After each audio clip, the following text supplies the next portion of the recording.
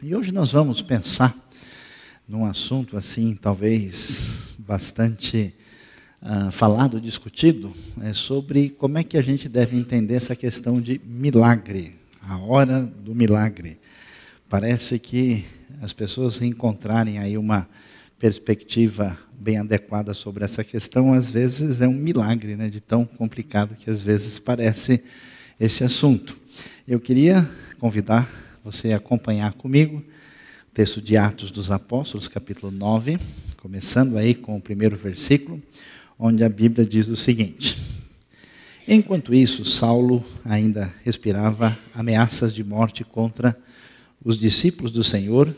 Dirigindo-se ao sumo sacerdote, pediu-lhe cartas para as sinagogas de Damasco, de maneira que, caso encontrasse ali homens ou mulheres que pertencessem ao caminho, pudesse levá-los presos para Jerusalém. Em sua viagem, quando se aproximava de Damasco, de repente brilhou ao seu redor uma luz vinda do céu. Ele caiu por terra e ouviu uma voz que lhe dizia: Saulo, Saulo, por que você me persegue? Saulo perguntou: quem és tu, Senhor? Ele respondeu: sou Jesus, a quem você persegue. Levante-se e entre na cidade. Alguém lhe dirá o que você deve fazer. Os homens que viajavam com Saulo pararam embudecidos, ouviam a voz, mas não viam ninguém. Saulo levantou-se do chão e, abrindo os olhos, não conseguia ver nada. E os homens o levaram pela mão até Damasco. Por 3 dias ele esteve cego, não comeu nem bebeu. Em Damasco havia um discípulo chamado Ananias. O Senhor o chamou numa visão. Ananias, eis-me aqui, Senhor, respondeu ele. O Senhor lhe disse: vá à casa de Judas, na rua chamada direita, e pergunte por um homem de Tarso chamado Saulo. Ele está orando. Numa visão, viu um homem chamado Ananias chegar e impor-lhe as mãos para que voltasse a ver. Respondeu Ananias: Senhor, tenho ouvido muita coisa a respeito desse homem, de todo o mal que ele tem feito aos teus santos em Jerusalém. Ele chegou aqui com autorização dos chefes dos sacerdotes para prender todos os que invocam o teu nome. Mas o Senhor disse a Ananias: vá, este homem é meu instrumento escolhido para levar o meu nome perante os gentios e seus reis, e perante o povo de Israel. Mostrarei a ele o quanto ele deve sofrer pelo meu nome. Então Ananias foi, entrou na casa, pôs as mãos sobre Saulo e disse: irmão Saulo, o Senhor Jesus, que lhe apareceu no caminho por onde você vinha, enviou-me para que você volte a ver e seja cheio do Espírito Santo. Imediatamente, algo como escamas caiu dos olhos de Saulo e ele passou a ver novamente. Levantando-se, foi batizado e, depois de comer, recuperou as forças. Com certeza, o tema, o assunto que tem a ver com milagres chama a atenção de qualquer pessoa que queira pensar um pouquinho sobre fé, sobre religião e até mesmo sobre a vida que a gente tem no cotidiano quando as pessoas se encontram em circunstâncias de dificuldades, quando parece não haver solução humana para aquilo que se apresenta na vida de tanta gente. E quando a gente pensa sobre isso, o assunto, o tema de milagres tem um destaque especial na Bíblia, porque a nossa sociedade, que há alguns séculos passou a pensar preponderantemente de maneira racional, chegou em parte a propor uma releitura dos textos bíblicos, tentando sugerir que aquilo que aparece como milagre, que é um acontecimento fora da expectativa humana, de origem sobrenatural, que acontece causado por Deus, geralmente em favor do seu próprio povo. Então, essa mentalidade racionalista tentou fazer uma releitura da Bíblia, dizendo: olha, não é bem assim a história, a coisa não aconteceu desse jeito.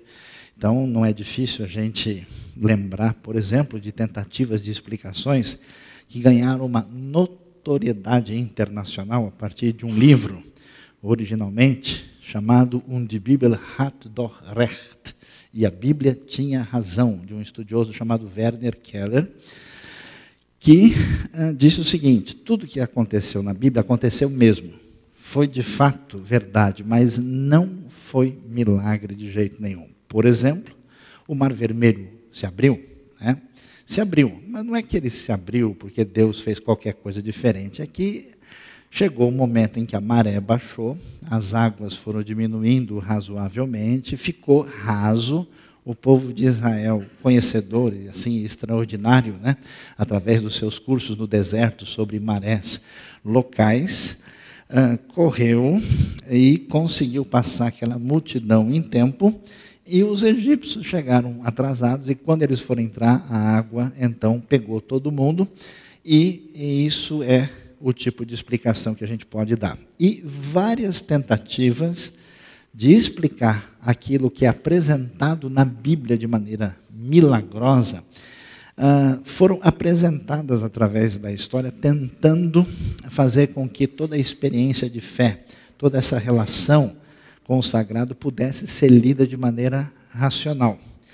Agora, a gente vai encontrar uma série de dificuldades quando a gente tenta fazer isso. Por exemplo, a gente vai ver Jesus várias vezes enfrentando a situação de encontrar pessoas possessas, pessoas endemoniadas. É o caso, por exemplo, do famoso endemoniado gadareno, aquele que está com uma espécie de poder maligno capaz de quebrar as correntes e destruir o que está a seu alcance. Então, muita gente lendo isso vai dizer, não, olha, o sujeito ele era completamente maluco. Ele tinha problemas mentais muito sérios. Os ignorantes do tempo de Jesus chamavam isso de possessão demoníaca, mas, na verdade, ele estava precisando de algum remédio tarja preta, que estava faltando na ocasião, e totalmente desequilibrado, foi lá e fez esse tipo de coisa, mas não dá para entender a realidade a partir da leitura do jeito que o texto aparece. Até aí, a gente até acompanha o raciocínio de quem pensa assim. A grande dificuldade é que a Bíblia diz que os demônios ali são expulsos, né? E nós temos caso de demônios expulsos que aparece na Bíblia. No caso, nós temos a ideia de que os demônios acabam entrando nos porcos. E porco com um problema psicológico profundo, no máximo, é um palmeirense que está meio decepcionado com o comportamento do seu time. Deixa eu tomar um copinho d'água aqui para dar uma descansada sobre essa observação. É muito difícil observar e fazer toda a leitura dos textos bíblicos e tentar, de fato, fazer esse reenquadramento que não faz parte nem da proposta do texto. E a gente entende o que acontece porque, de fato, a nossa sociedade, nos últimos séculos, foi de tal forma impactada por essa ideia de que a nossa razão é capaz de dar conta de toda a experiência da realidade, que a gente acabou tendo esse tipo de perspectiva e de enfoque. Para a gente entender como isso acabou tendo um impacto tão significativo, especialmente a partir aí do século XVIII, depois XIX, houve um impacto muito grande dessas ideias, que desenvolveu um pensamento que foi chamado de deísmo. O que é o deísmo? É a ideia de que Deus de fato criou o mundo. Todo o universo tem origem em Deus. Mas o que Deus fez? Deus criou com leis, Deus criou tudo que funciona de acordo com o padrão, Ele deu corda e soltou. E, portanto, as coisas agora funcionam a partir dessas leis.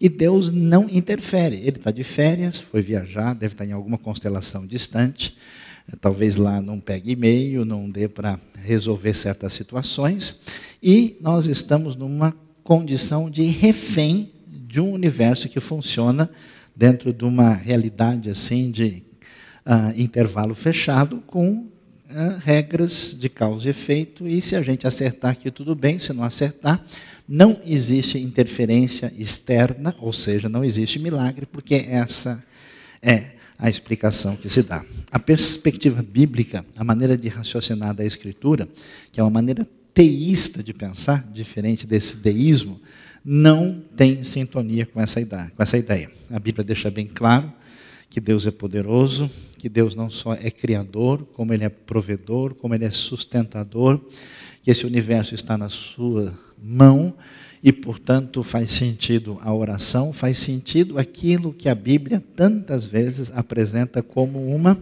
intervenção divina dentro da realidade que está diante de nós. Agora, é interessante que quando a gente pensa sobre isso, a cabeça de muita gente nas igrejas entra em crise. Entra em crise por quê? que o sujeito tem uma leitura da Escritura que apresenta a realidade dessa intervenção divina, e ele é criado num ambiente que o faz pensar que as coisas dependem exclusivamente dessa organização sistemática e racional do mundo. E os cristãos se dividem. Alguns são mais racionais. E mesmo que digam que são crentes, que leem a Bíblia, quando você vai conversar no fundo, não há quase nenhuma diferença entre essa pessoa e uma pessoa secular que espera a vida, com todos os teus detalhes, acontecerem exclusivamente dentro dessa dimensão de causa e efeito. E tem outros que vão para o outro lado. Não, se nós temos uma realidade miraculosa e de ação de Deus, como é que essa realidade pode tomar corpo e fazer efeito? Como é que a gente faz para garantir o milagre? A gente já vai falar um pouquinho sobre isso. Agora, para a gente entender como isso é complicado, a gente vê o que acontece. Muitas vezes, a gente tem problemas na nossa vida, como uma simples dor de cabeça. E poucos são os cristãos, mesmo aqueles mais animados, aqueles mais apimentados, que diante de uma dor de cabeça comum, que ele chegou em casa às 6h30, 7 horas da noite, depois de pegar um trânsito, ele vai, eu repreendo todo o espírito de trânsito que está na minha cabeça, para que eu não sinta mais dor. É difícil alguém fazer isso. E é difícil alguém imaginar também, eu nunca recebi ninguém ligando ou pedindo oração, ou ouvi falar de alguém que falou, olha, a pessoa está com dor de cabeça depois das 6h30 da tarde e está pedindo para a gente orar para a dor de cabeça acabar. É muito raro isso. O que a gente percebe é o seguinte, quando os problemas acontecem nessa dimensão racional, a gente tem a unção do santo remédio Tilenol, do santo Dorflex, ou da santa dipirona, ou do ibuprofeno do Senhor, que resolvem essas coisas com bastante tranquilidade, de modo que a pessoa entende o seguinte, olha, nessas áreas da vida, a gente nem precisa incomodar Deus. A gente funciona racionalmente, a gente faz as coisas acontecerem desse. Ninguém, por exemplo, abre o Excel e fala, Senhor Deus amado, eu peço que o Senhor abençoe esse Excel. Não, Deus não mexe com esse negócio de Excel, ele funciona em outra área. E, no entanto, quando a pessoa vai no médico e diz, olha, o seu diagnóstico é terrível, nós não sabemos nem que doença é essa, e você tem 2 meses de vida, aí sim é hora de Deus entrar em ação. Deus fica até numa situação de dificuldade, porque à medida em que a ciência avança, ele fica desempregado. Ele nem é solicitado. As pessoas nem precisam orar mais. Isso é tão complicado, porque a gente tem que orar para ver se a ciência não avança tanto, porque se ela avançar demais, Deus acaba nem precisando mais receber oração, porque tudo está resolvido, devidamente entendido, e na maior parte das vezes, as pessoas só oram e pedem oração por circunstâncias que fogem ao domínio, ao controle da razão e da percepção humana de resolver a realidade. Por que isso é assim e como é que a gente resolve essa situação? A grande verdade é que, diferentemente do que as pessoas pensam hoje em dia, em que a gente separa e divide as áreas da vida, a Bíblia enxerga toda a dimensão da experiência humana como uma dimensão sobreposta, onde as coisas estão acontecendo simultaneamente ao mesmo tempo. Então, por exemplo, quando chove, quando acontece uma mudança meteorológica, a pergunta é, foi um efeito natural, aquilo que a gente chama de natureza, a Bíblia chama de criação, Quando os movimentos do vento, os movimentos das massas de ar mais ou menos quentes provocaram isso, ou foi Deus que trouxe a chuva? Afinal de contas, o que está acontecendo? No pensamento bíblico, todas essas coisas são realidade ao mesmo tempo. É verdade que existe uma percepção meteorológica que corresponde ao fato, sem deixar de ser realidade de que Deus está envolvido nesse enviar da chuva, em fazer o sol nascer.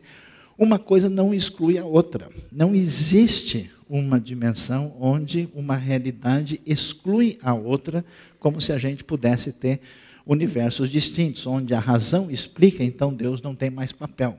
A grande verdade é que você, como ser humano, acontece uma experiência com você, ao mesmo tempo existe uma realidade antropológica, psicológica, sociológica e espiritual acontecendo no mesmo momento, e todas essas facetas fazem parte da realidade. Por isso, a gente deve entender que nós não podemos tirar a ideia da direção divina, da bênção de Deus, da oração sobre todas as nossas experiências, e não somente as experiências e realidades urgentes, onde parece que Deus tem que aparecer de maneira a atender o pronto-socorro, porque nas outras ele já colocou no automático. Então o sujeito é assim, né? Um dia ele é deísta, outro dia ele é teísta. Um dia ele é francês e inglês do século XVIII, outro dia ele é um crente em Jesus do primeiro século. A coisa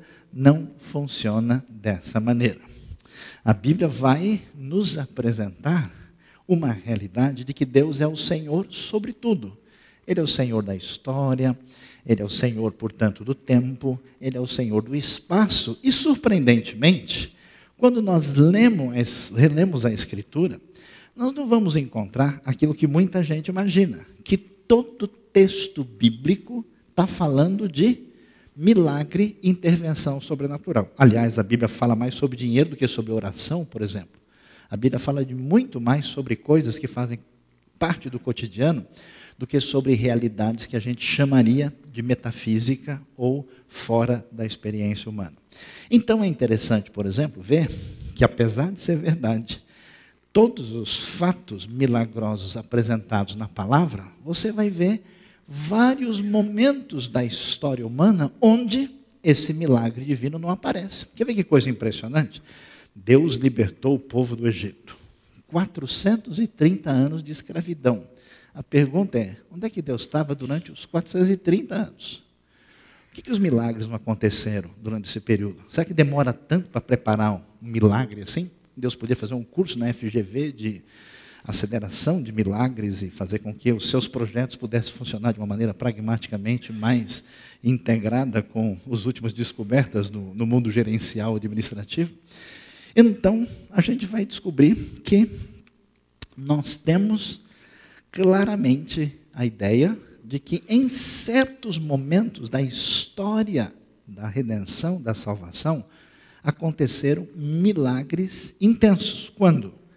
No momento em que Deus liberta o povo do Egito, na ocasião do Êxodo, abertura do Mar Vermelho, preservação do povo, entrada na terra, você vê descrições extraordinárias. Depois, você vê isso num segundo momento especial, que aparece 1 Reis capítulo 17, até 2 Reis capítulo 8, no ministério de profetas extraordinários que são Elias e Eliseu. Ali morto ressuscita, o pessoal vai embora em carruagem de fogo, chuva para de cair, ora cai de novo, acontece, multiplica farinha, multiplica tudo que a gente pode imaginar de extraordinário, né? Essa diversidade dos milagres bíblicos que desafiam a química, que desafiam a biologia, que desafiam tudo aquilo que a gente conhece como sistema previsto na nossa observação, aparecem aí.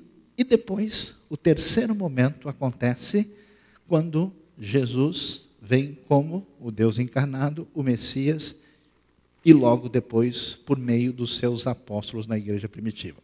Mas se você pega, por exemplo, o momento da crise maior do Reino do Norte, na época da invasão assíria, ou do Reino do Sul, em Judá, você vai ver profetas escrevendo, falando, e a mínima descrição de milagres acontecendo. Se você lê o momento pós-exílico, depois que eles voltam, você vai ouvir muitas coisas, mas quase nenhum relato sobre isso, mostrando o seguinte para nós, que não está tão claro assim, que Deus está agindo no cenário da história, e num certo sentido, toda a vida é um milagre, toda a realidade que acontece à nossa volta. Se a gente pudesse, por exemplo, perceber toda a probabilidade que a gente tem no nosso potencial genético de desenvolver anomalias e todo tipo de derivação absolutamente indesejável, cada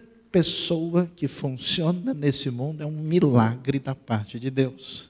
O universo, a organização, a vida montada a partir desse sistema tetravalente de carbono que a gente ouve o pessoal discutindo, é tão impressionante que se a nossa Terra fosse ficar um pouquinho mais perto do Sol, um pouco mais distante, nada seria possível. Parece que tudo é milimetricamente calculado.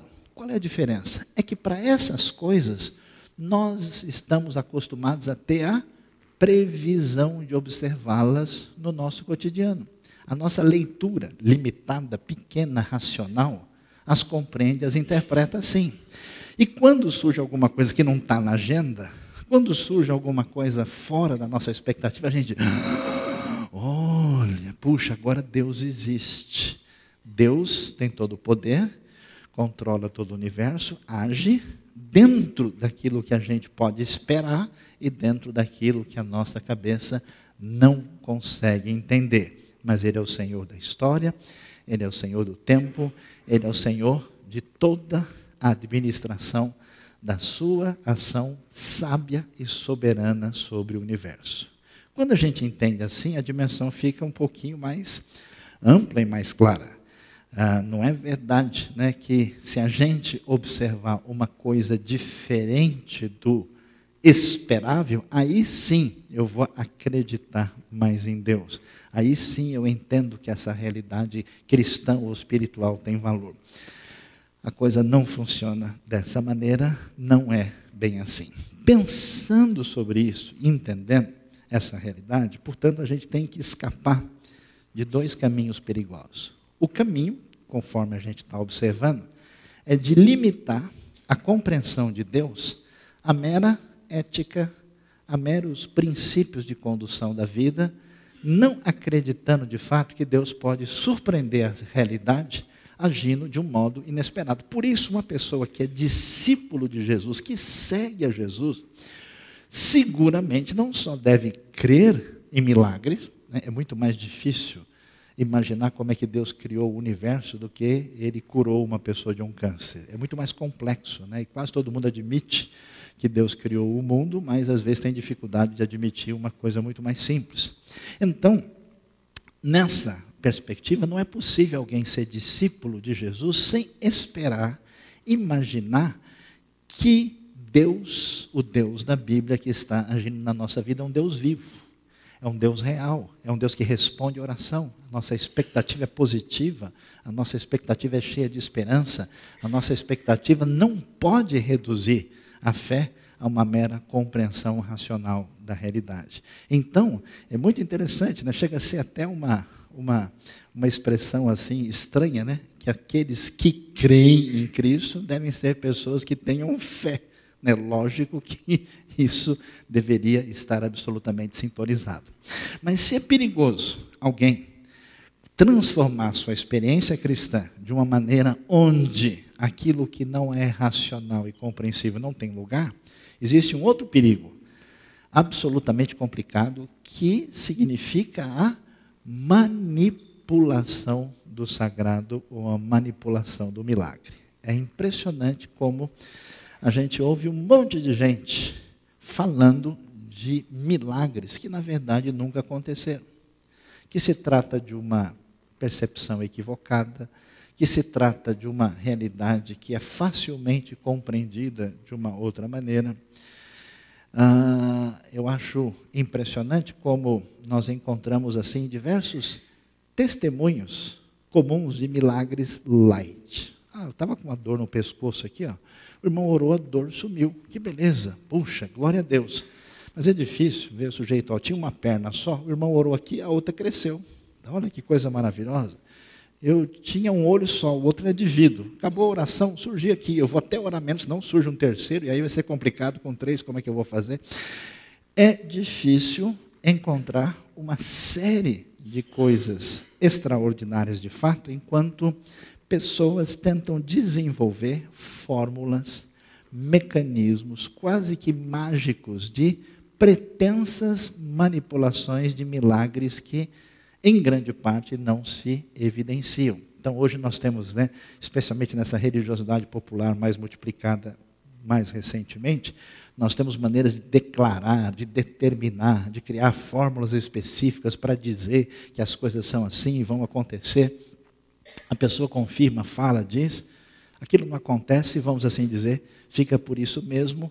Esses caminhos são caminhos equivocados, porque os dois têm um grande problema. Eles são o caminho do domínio humano, do controle da situação, quer seja o controle da razão, quer seja o controle da vontade humana de manipular o sagrado, trocando de lugar com a divindade. Então, a Bíblia não nos apresenta essa proposta. Se é assim, então que caminho nós devemos seguir em relação a essa realidade do milagre? Uma coisa surpreendente e absolutamente impressionante é que, lendo sobre os mais diversos milagres especiais que nós encontramos na Bíblia, e aqui nós temos um extraordinário na história de Paulo, esses milagres não têm padrão estabelecido.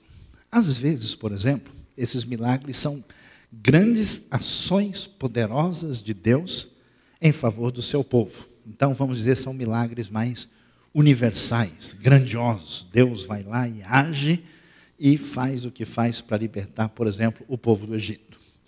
Às vezes, esses milagres têm um cunho assim tão extraordinário que envolve até abalar céu e terra. Josué orou e o sol parou. Às vezes, esses milagres têm uma ideia totalmente diferente. Nós vamos ver Elias e Eliseu, por exemplo, fazendo milagres na vida de pessoas simples, de uma viúva que está lá passando necessidade. Jesus mesmo faz diversos milagres de uma forma a abençoar pessoas que estão totalmente deslocadas daquilo que poderia ser considerado o centro da atuação de quem era importante naquele mundo. Então, os milagres são gerais, são nacionais, são universais, são para pessoas de todo tipo. E, surpreendentemente falando, alguns milagres contam com a fé da pessoa. Então, Jesus foi, disse ao paralítico, levanta-te e anda, e a gente vai encontrar várias vezes a Bíblia dizendo, a sua fé foi que curou você. Às vezes, nós nem vemos uma expressão de fé apresentada da parte de Jesus. Às vezes, a pessoa mesmo resolve fazer como a famosa história da mulher que chega por trás e toca na veste de Jesus. E, surpreendentemente, Jesus vai dizer, quem foi que me tocou? Aí os discípulos, mas como assim está todo mundo tocando no Senhor? E é interessante que Jesus vai dizer, de mim saiu o poder, mas fica claro que aquela expressão de fé silenciosa, não motivada, não solicitada, que tem a ver com essa relação de cura, ela aparece no texto, mas não tem qualquer ideia de que uma pessoa tem condições de manipular isso. Por exemplo, a roupa de Jesus não cura ninguém. As outras pessoas que estão tocando, não existe como concentrar o milagre naquela roupa. Foi aquele momento de fé. E é impressionante que grandes milagres acontecem sem nenhuma fé.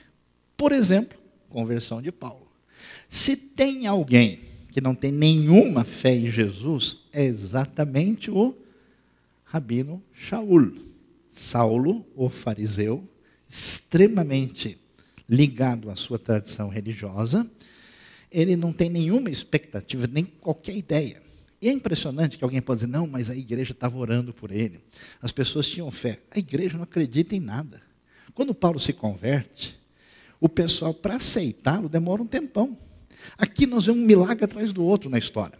O milagre da luz que aparece, com a voz que vem, e a gente vê que Paulo percebe uma parte da história, os outros que estão com ele percebem um pouco diferente, ele é atingido, todo mundo ouviu falar que ele caiu do cavalo, na Bíblia não tem nenhum cavalo, arrumaram isso em algum jockey club de algum lugar, porque o texto nem menciona isso.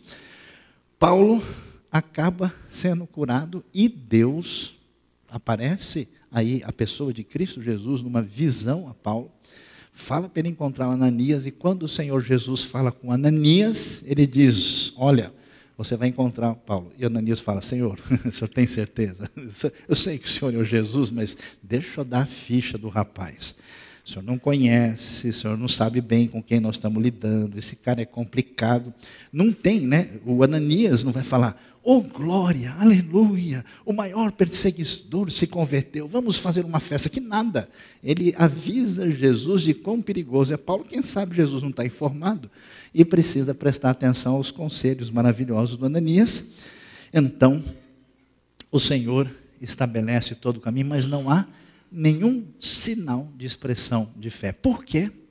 Porque, de uma maneira impressionante, existe um encontro extraordinário que a gente não tem condição de prever, dessa ação sábia, soberana, poderosa, da parte de Deus, que em alguns momentos ele resolve botar um pouquinho mais de tempero na sopa. Em alguns momentos ele resolve agir de um modo com um colorido diferente na história da redenção, e faz coisas que são consideradas extraordinárias aos nossos olhos limitados. E nesses momentos, essa ação de Deus encontra um caminho no coração humano. Por isso é impressionante que, apesar de Deus fazer tantos milagres de maneira independente da ação humana, ele faz várias ações desse tipo em cooperação com o ser humano. E como é que isso acontece? Não dá para a gente prever. Existem algumas coisas interessantes. Jesus, por exemplo, diz que quando as coisas são feitas no seu nome, quando elas são feitas com fé, quando tem 2 ou 3 reunidos no seu nome, quando os dons milagrosos aparecem, em Corinto existe a ideia de que quando eles estão reunidos, Deus parece que tem prazer de fazer algumas coisas especiais nesse sentido. Mas acontece alguma coisa no coração de algumas pessoas, e eu sei que alguns de vocês talvez já devem ter experimentado isso em diversas situações, quando a gente recebe como se fosse um discernimento espiritual. É uma fé forte que existe no coração, uma espécie de convicção. Eu já ouvi tantos testemunhos impressionantes de pessoas que, diante de certa circunstância, eu sabia que eu não iria morrer. Eu sabia que a coisa não ia acontecer assim. Parece que essa ação de Deus, que faz o milagre, que age na vida da pessoa, permite um discernimento espiritual e uma manifestação de fé em comum, que a partir desse passo, tantas e tantas vezes acontecem milagres. É impressionante ler a história, por exemplo, de Daniel jogado na cova dos leões. Essa semana deu a notícia lá que na Geórgia, em Tbilisi, a enchente soltou vários animais lá e os felinos andaram almoçando algumas pessoas pela cidade. E a gente sabe ficar perto de um bicho bravo. Então, alguém ser jogado na cova dos leões, né, e chegar de boa com o leão, deixa eu arrumar sua juba aqui que está meio torta, não, agora ficou legal, vamos fazer um selfie aqui nós dois. Não é tão simples assim. A expectativa, a fé, a tranquilidade é algo que é dado de modo particular e especial diante de Deus. E quando a gente vê isso, esses milagres divinos não são uma ação especial de Deus apenas de modo descomunal para causas importantes. Várias e várias vezes Deus faz questão de mostrar o seu milagre na vida de pessoas em situações pequenas e simples. Porque às vezes a gente tem uma ideia elitista, coronelística, dizendo o seguinte, olha, Deus está tão ocupado, tem que cuidar do universo. Imagina o que ele está fazendo em Vênus hoje. A agenda dele deve estar cheia. Eu não vou ficar incomodando a Deus, porque eu tenho um calo no dedo esquerdo. Isso não, eu vou apresentar causas para Deus que sejam realmente importantes, valiosas, fazer uma lista de prioridades. Deus, só vou orar por isso hoje. É impressionante, mas a Bíblia vai mostrar que Deus age na história, preocupado às vezes com a dor de uma viúva, com um sentimento de uma pessoa que não tem preponderância no universo, na realidade da condução da história segundo os seres humanos, porque uma das coisas que motivava os milagres de Jesus era a sua misericórdia, era a sua atenção a pessoas que não eram protagonistas da história, e por isso a gente deve ter uma atitude muito positiva na nossa vida. Que toda a nossa vida, toda a nossa dimensão pessoal, sejam problemas grandes ou pequenos, podem e devem ser colocados diante de Deus. Deus não vai dar atenção a pessoas só porque elas são importantes, porque seus problemas são grandes demais. Deus é bom e a sua misericórdia dura para sempre. Então é absolutamente legítimo pensar nessa ação divina acontecendo mesmo em circunstâncias que a gente não espera. Mas deve ficar claro que todo esse agir de Deus, que tem a direção da sua ação sábia e soberana, não garante para nós, em toda e em qualquer circunstância, um milagre no sentido favorável da palavra. É impressionante a gente descobrir algumas coisas que talvez não fiquem tão claras para nós quando a gente lê a Bíblia. Porque, na verdade, quando a gente pensa na bênção de Deus, quando a gente pensa em coisas que envolvem a ação de Deus em nosso favor, a gente sempre pensa em coisas que nos agradam. Eu me lembro, eu tinha umas experiências do passado aí, que eu não sei se eu devia contar a vocês. O meu carro, por alguma razão, ele sempre acabava a gasolina. Ele era ungido com óleo, né, abençoado pelo Senhor. E naquele tempo os carros não tinham, né, jeito fácil. E sempre o ponteirinho quebrava, você não sabia até que ponto, né, a reserva estava valendo. Mas pela graça de Deus e providência do Senhor, quase sempre acabava a gasolina junto ao posto. Mas um dia minha fé foi desafiada. Foi desafiada de uma maneira especial, porque depois da meia-noite eu estava andando e de repente o carro deu um problema, parou, mas parou junto a um orelhão. E eu falei, o que eu faço agora? Como é que eu vou resolver essa situação? E aí eu falei, Senhor, tem misericórdia de mim, o que vai ser de mim, do carro, nesse momento? E cheguei em cima do orelhão, depois da meia-noite, alguém tinha esquecido uma ficha telefônica no orelhão. Amém, irmãos? Deixa eu tomar um copo d'água aqui. Pode ser uma bobeira, né? Deus é bom, mas mostra, por outro lado, a bobeira nossa, que a gente fica super feliz quando Deus nos ajuda com coisas pequenas. Mas qual é a grande lição que a gente pode aprender em relação a essa realidade de que Deus opera sobrenaturalmente na vida das pessoas conforme os seus propósitos, os seus objetivos? Com certeza, a gente talvez pudesse imaginar o seguinte: puxa, quando isso acontece, amém, glória a Deus, a fé vai realmente aparecer, a gente vai ver de fato as pessoas crendo mais. Mas, será que é verdade? Quando eu tinha 14 anos de idade, fiquei muito surpreso, estava tentando evangelizar um rapaz que trabalhava no banco. E conversa vai, conversa vem. Ele falou, eu não quero ouvir muita coisa não, porque eu sei desse assunto mais do que você. Eu falei, mas como assim? Não, porque deixa eu te contar o que aconteceu comigo. Eu tive um acidente de carro, fui dado como morto, fui levado para o hospital, e enquanto meu corpo estava estendido na cama, eu me vi saindo do corpo. Eu me vi lá embaixo, eu vi as pessoas em volta, inclusive eu fui capaz de dizer o que as pessoas falaram sobre mim ali do lado, quando eu não tinha condição, porque, eu não sei, o meu espírito, a minha alma, alguma coisa desse tipo, viu tudo isso, e depois de um tempo a coisa sumiu, e quando eu vi, eu acordei e estava de volta. Então eu tenho certeza que a gente não desaparece enquanto ser depois da morte, e que há uma sobrevivência em relação à morte. Eu falei, é mesmo? Então, no que você acredita? Ele falou, em nada, eu sou ateu. Aí eu dei uma desmanchada assim, falei, mas como que uma pessoa que passa por uma experiência dessa, vê tudo isso, ainda tem a possibilidade de fechar o coração dessa maneira? Vocês querem ver como isso é impressionante?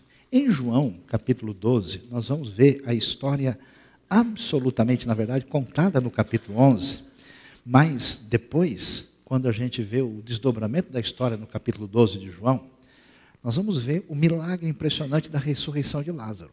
Lázaro estava morto há 4 dias. A Bíblia diz claramente que já cheirava mal.